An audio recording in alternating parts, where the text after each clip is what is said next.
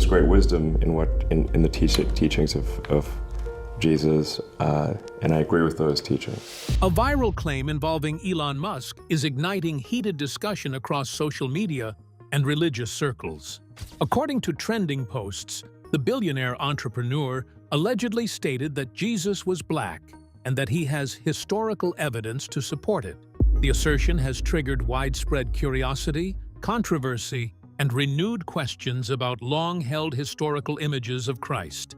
What exactly is behind this claim, and why is it shaking long-standing beliefs? Stay tuned as the details unfold. The biblical evidence behind Jesus' true identity. When people picture Jesus today, the image is often familiar: a light-skinned man with soft features, long flowing hair, and bright eyes, shaped heavily by centuries of Western artwork. But when you step away from tradition and actually examine the biblical descriptions, a very different image starts to emerge, one that challenges almost everything we've been taught. The book of Revelation describes Jesus' hair as being like wool, a phrase that stands out because it suggests a tightly coiled, textured appearance rather than straight or flowing strands. This detail alone has sparked intense debate among scholars and readers alike, because it does not match the typical Europeanized portrayals seen in churches and paintings. Another striking description mentions his feet as resembling burnished bronze refined in a furnace. This imagery paints a picture of deep, rich coloration, far from the pale-skinned depictions that dominate religious art today. Even his eyes are described in symbolic terms that hint at a darker, more intense appearance than what is commonly assumed. Taken together, these biblical clues suggest a man who looked very different from the standard Western image of Jesus. Instead, they point toward features more consistent with Middle Eastern or African heritage, raising a question that cannot be easily ignored. So, how did this shift happen? From these vivid descriptions to the widely accepted image we see today? And what forces shaped that transformation over centuries of history? To understand that, we now move into a turning point in history, where art, culture, and power began reshaping the face of Jesus in ways that would influence the entire world. The art that changed the face of Christ. While the Bible offers vivid clues about Jesus' true appearance, the image that dominates Western culture today tells a very different story. Much of this shift can be traced back to the Renaissance, a period celebrated for artistic brilliance but also responsible for one of history's most enduring visual myths. During this era, European painters and sculptors began portraying biblical figures, including Jesus, in ways that mirrored their own society's ideals. The man depicted in frescoes, stained glass, and iconic paintings looked less like a first-century Judean and more like the noblemen of Florence, Rome, or Venice. This was not just an artistic choice, it was a reflection of power, culture, and influence. White skin, flowing light hair, and delicate features became synonymous with divinity and moral authority. Over time, these images didn't just remain on canvases, they were disseminated across Europe, shaping perceptions of faith and identity. People were no longer just viewing art, they were internalizing a visual narrative that equated whiteness with holiness. Yet the Renaissance influence went deeper than aesthetics. It became a subtle tool for cultural dominance. By casting Jesus as European, artists and patrons reinforced Eurocentric ideals, embedding the belief that divine favor was intertwined with European identity. Non-European populations, already marginalized or colonized, were presented with a spiritual figure that did not resemble them, making divinity feel distant, exclusive, and even unattainable. Modern scholars have examined this transformation closely. Historians like Joan Taylor emphasize that the biblical Jesus likely had dark eyes, coarse hair, and a complexion reflecting the people of first-century Judea. These features are far removed from the pale, angelic figure immortalized by Renaissance masters like Leonardo da Vinci and Michelangelo. And yet, those European images became the gold standard, widely reproduced and exported around the globe, influencing how Christianity would be visualized for centuries. This deliberate or unconscious Europeanization raises questions that are still unsettling today. How did religious art, intended to inspire faith, also serve to distort history and reinforce social hierarchies? And what does it mean for generations who were taught to revere a figure whose appearance was historically inaccurate? Even more intriguingly, this shift set the stage for a much broader transformation. Early Christian communities had depicted Jesus in diverse ways, reflecting the ethnic realities of their own environments. From dark-skinned representations in Africa to Middle Eastern portrayals in the Levant, the first visual history of Christ was varied and inclusive. The Renaissance, however, began the homogenization of his image, standardizing a version that would dominate Western thought for centuries. As we step forward into the centuries that followed, we'll uncover how this newly crafted image of Jesus not only shaped religion, but became entangled with colonialism, power, and social control, a story that is both fascinating and disturbing. Next, we will explore how early depictions of Jesus were far more diverse, and how history's whitewashed narrative gradually erased these authentic representations. What ancient Christian art reveals about Jesus. Long before a single standard image of Jesus existed, early Christian communities across different regions created their own visual interpretations of him. These weren't uniform, and they certainly didn't follow the familiar European model we see today. Instead, the earliest surviving depictions suggest a far more diverse and culturally grounded representation of Christ. In places like the catacombs of Rome and early churches in Syria, Jesus was often illustrated as a modest, ordinary man, sometimes with darker features, curly or tightly textured hair, and an appearance that reflected the local populations. These early artists were not trying to standardize his image. Instead, they were expressing faith in a way that felt familiar and relatable to their communities. Even more striking, in regions such as Egypt and Ethiopia, Jesus was frequently portrayed with distinctly African features. These depictions were not symbolic of race in the modern sense, but rather expressions of identity and connection. They showed a savior who belonged to everyone, not a figure limited to one ethnic group or culture. What makes this even more fascinating is how intentional simplicity was in early Christian art. Jesus was often shown as humble, unadorned, and deeply connected to the marginalized, reflecting the message he preached rather than an idealized physical form. This diversity in portrayal continued for centuries across Africa and the Middle East, where Christianity maintained strong cultural variety. But something begins to shift as Christianity expands into Europe.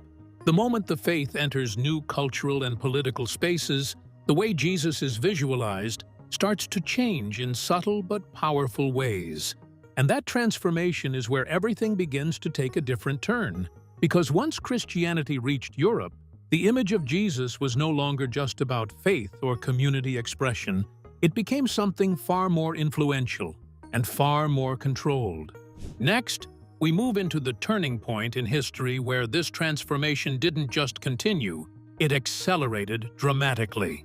The rise of the whitewashed Jesus in history.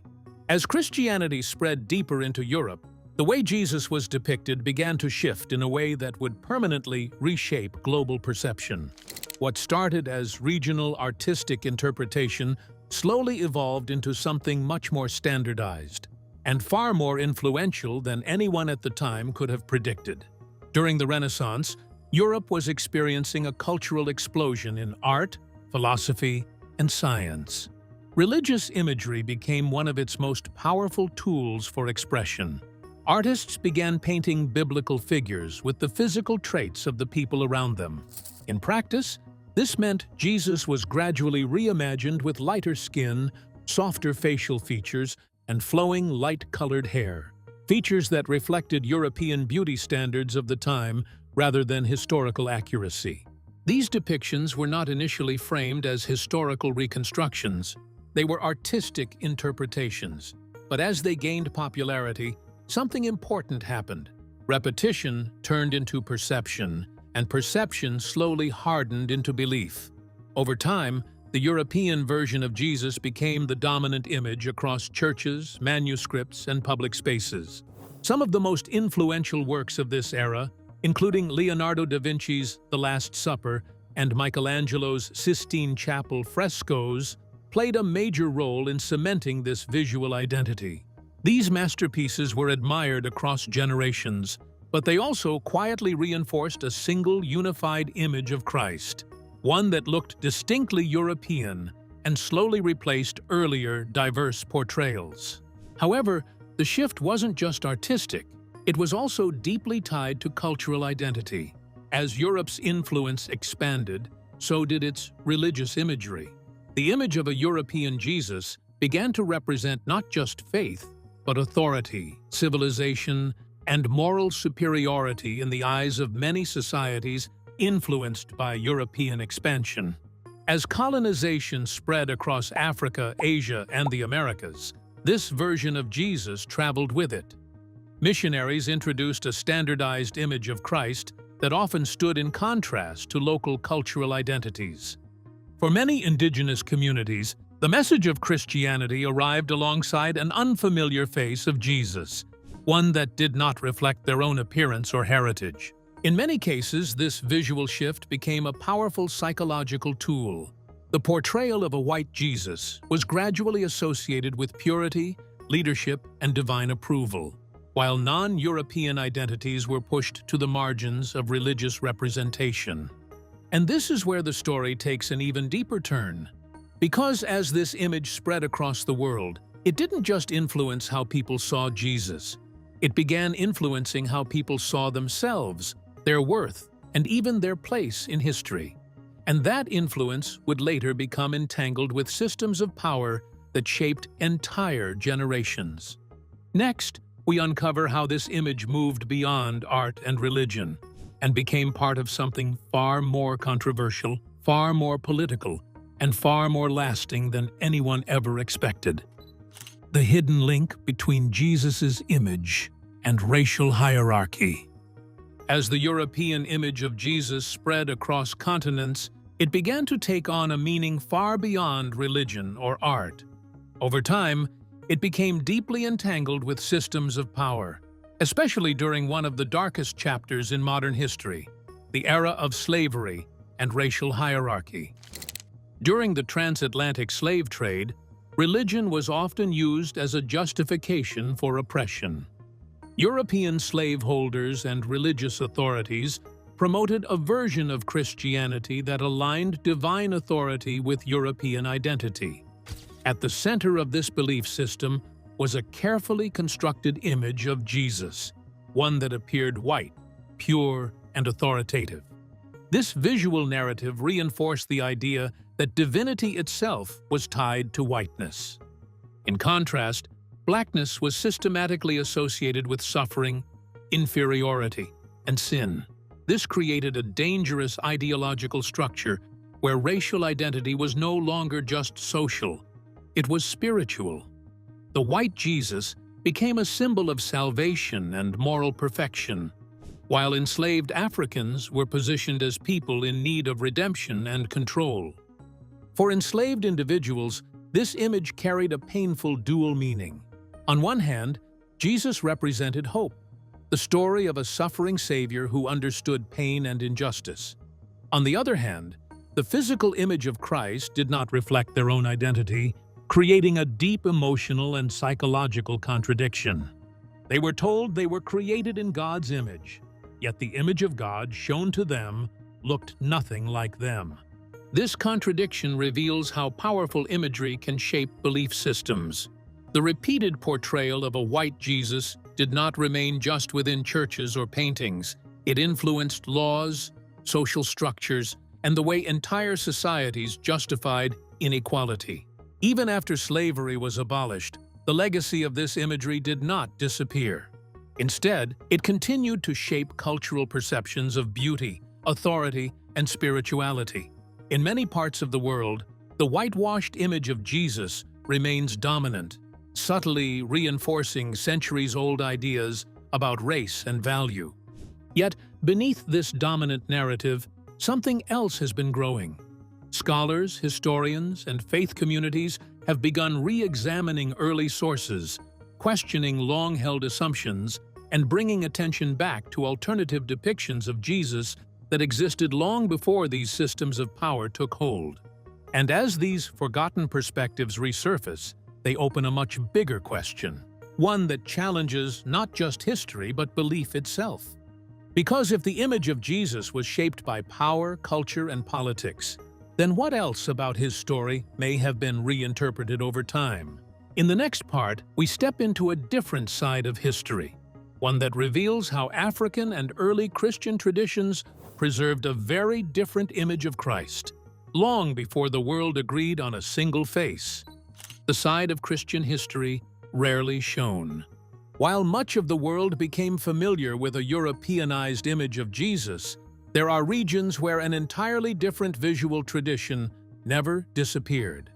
In fact, in parts of Africa and the Middle East, a more diverse and historically grounded portrayal of Christ has been preserved for centuries, untouched by the later standardization that dominated Western Christianity. In Ethiopia, one of the oldest Christian nations in the world, Jesus has long been depicted with dark skin and tightly curled hair, closely reflecting the appearance of the local population.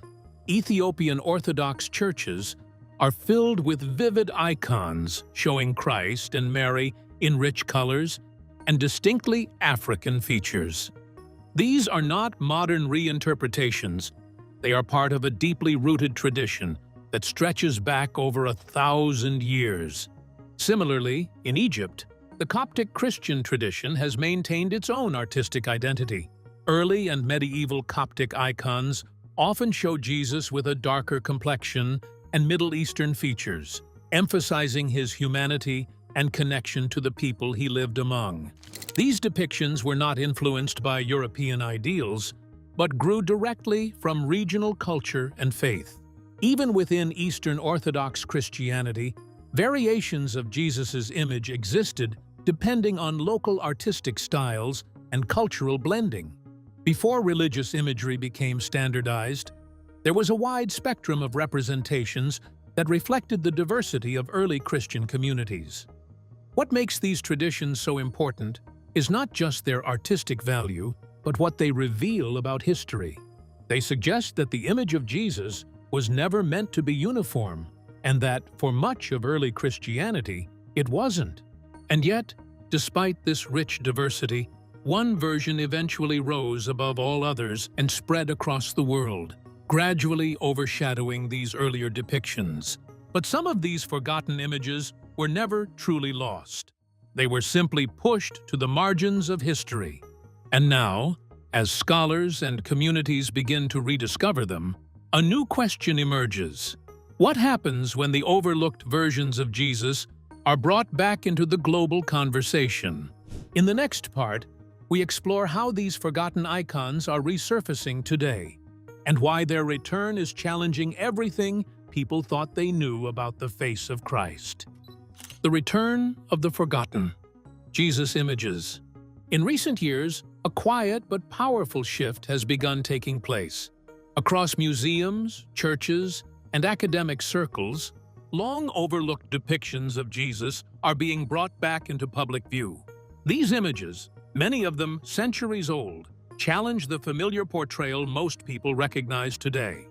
Among the most striking examples are icons preserved within the Ethiopian Orthodox Church.